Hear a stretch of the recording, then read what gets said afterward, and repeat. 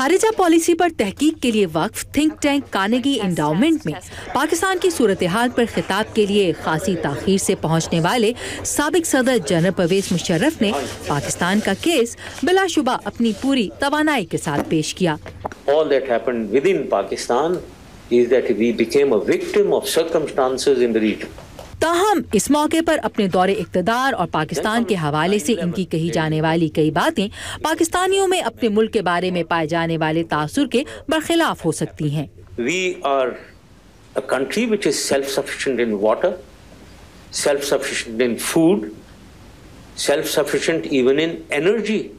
کچھ روز قبل صدر مشرف نے وائس آف امریکہ کے ہی ایک پروگرام میں اپنے دور حکومت کی پالیسیز کو جمہوریت نواز قرار دیا تھا۔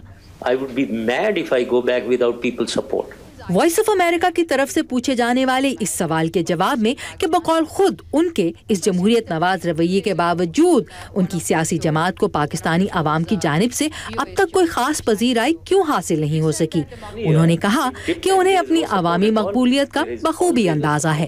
When I resigned from my presidentship, many people were crying in Pakistan.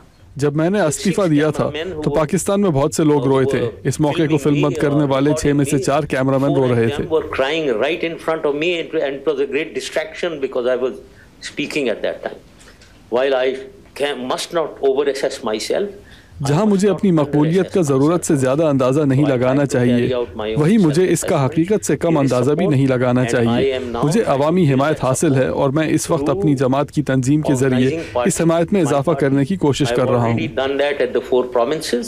Retired general Pervez Musharraf کی رائے میں ان کے دور میں پاک امریکہ تعلقات کے آج سے بہتر ہونے کی وجہ ان کا امریکی رہنماؤں کے ساتھ ذاتی سطح پر اچھے تعلقات کو استوار کرنا تھا۔ اس دلیل کو بھی وہ ایک مرتبہ پھر پاکستان کی سیاست میں خود کے کسی اہم کردار کے لیے موضوع ہونے کے حق میں استعمال کرتے محسوس ہوتے ہیں۔ امریکہ میں پرویز مشرف کی ان کوششوں کو کن نظروں سے دیکھا جا رہا ہے؟ پاک امریکہ تعلقات کے ماہر امبیسڈر بل مائلم اس بارے میں یہ کہتے ہیں۔ Our memories are short, but not particularly that short. میرے خیال سے ہماری یادداشت اتنی بھی کمزور نہیں کہ ہم ان کے اقتدار کے خاص طور سے آخری چند انتہائی خراب سالوں کو بھول جائیں۔ اس وقت پاکستان سے ہمارے تعلقات کی نوعیت بالکل مختلف ہے۔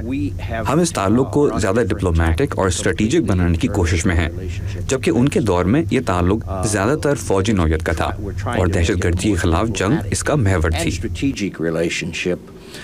Whereas in his day it was very military and very focused on counter-terrorism. 1998 سے سن 2001 تک پاکستان میں امریکی سفیر رہنے والے امبیسڈر بل مائلم کی رائے میں سابق صدر پرویز مشرف کے دور میں یقیناً پاک امریکہ تعلقات آج سے بہتر تھے، لیکن اس کی وجہ اس وقت ان تعلقات کی نوعیت کا کم پیچیدہ ہونا اور مشرف اور امریکہ کے اہداف کا ایک جیسا ہونا تھا۔ تاہم وہ کہتے ہیں کہ اس کے باوجود سابق صدر نے بہت سی امریکی توقعات کو پورا نہیں کیا۔ عائشہ خالد، اردو VOA، واشنگٹن۔